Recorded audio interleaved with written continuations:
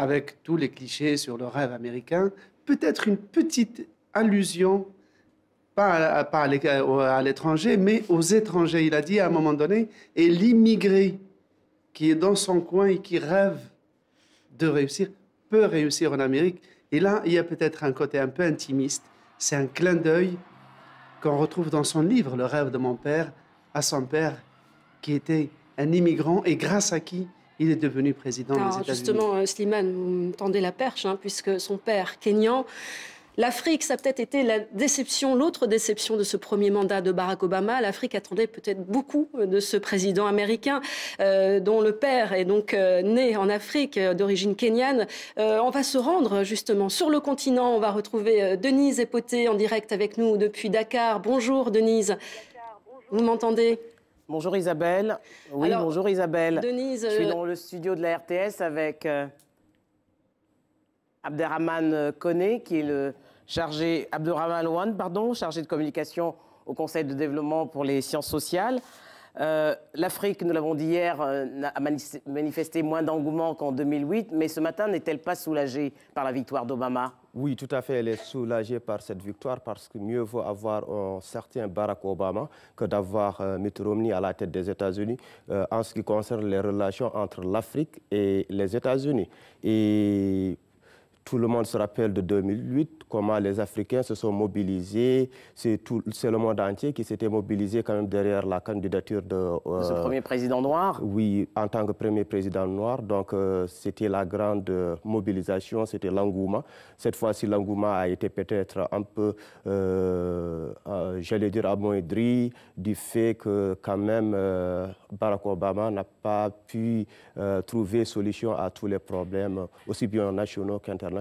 Alors, un nouveau mandat, mais quelle politique africaine dans le contexte sécuritaire qui prévaut au Nord Mali et qui interpelle toute la communauté internationale et en premier les États-Unis en raison de leur détermination à lutter contre le terrorisme? Oui, on ne les a pas bien vus, en tout cas en ce qui concerne le cas malien ou le cas en Afrique du Nord. Et on souhaiterait, je pense quand même que ça doit être une des priorités du gouvernement d'Obama, d'essayer de joindre ceux qui sont sur place en vue de trouver une solution durable au problème de terrorisme qui aujourd'hui ne menace pas seulement les États-Unis, mais le monde entier. Obama, au cours de son premier mandat, ne s'est rendu qu'une seule fois sur le continent. Est-ce qu'on peut espérer une seconde visite ? Je l'espère, il avait les mains liées. La candidature ou la présidentielle ne pèse plus sur ses épaules. Il ne s'inquiète plus en fait, d'être réélu. Donc il a plus les mains, plus d'ouverture, plus de possibilités. Mais cependant, il reste américain et je pense que l'intérêt des États-Unis va primer sur les intérêts de l'Afrique. Mais les questions démocratiques étaient également au centre de cette relation avec l'Afrique. On l'a entendu notamment dans le discours d'Hillary Clinton récemment en Côte d'Ivoire, puis au Sénégal, ici. Est-ce qu'elles elles vont demeurer centrales ?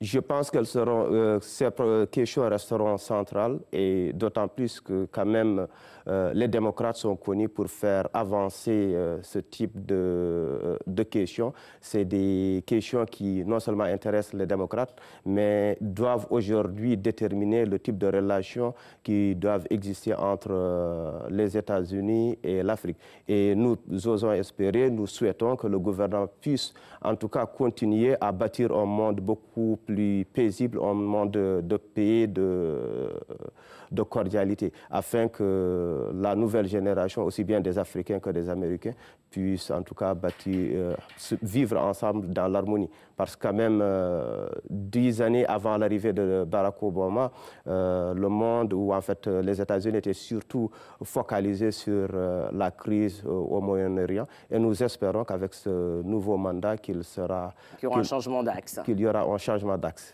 Et un mot sur les questions économiques, avec justement cette Afrique qui est de plus en plus convoitée pour sa croissance économique, mais pour ses ressources. Oui, tout à fait.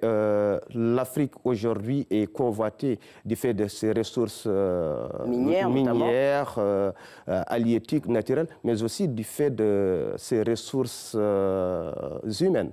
Et donc du fait aujourd'hui, l'Afrique n'est plus la citadelle, ou en tout cas de l'Occident. C'est le Moyen-Orient, c'est l'Asie qui veut aussi avoir des relations commerciales avec l'Afrique. Et ce qui fait que du coup, l'Afrique occupe une place beaucoup plus privilégiée. Maintenant, c'est à notre leadership, c'est aux leaders africains de se réajuster et de savoir que la boule a tourné et de jouer un rôle beaucoup plus, je ne dirais pas populiste, mais d'être beaucoup plus proche des peuples. Merci Abderrahmane Wane. Je vous remercie. Merci Denise Epoté, merci. Vous étiez en direct avec nous depuis Dakar au Sénégal. Donc l'Afrique et les relations entre les États-Unis et l'Afrique, ce sera sans doute l'un des enjeux de ce second mandat de Barack Obama. Mais